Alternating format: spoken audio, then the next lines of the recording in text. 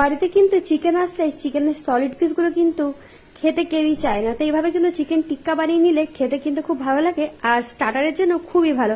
প্রথমে একটা বোলের মধ্যে একটু সাদা তেল দিয়ে একটু কাশ্মীরি রেড চিলি পাউডার দিয়ে দিচ্ছি যাতে এখানে কালারটা সুন্দর আসে।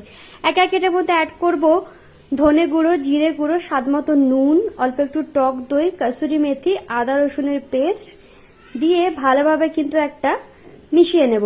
এরপরে চিকেনের যে বোনলেস পিসগুলো আছে সেটা দিয়ে কিন্তু এটাকে প্রায় 2 থেকে 3 ঘন্টা ম্যারিনেট করে রাখবো। যত বেশি ম্যারিনেট করা হবে এটা চিকেনটা কিন্তু তত বেশি সফট হবে।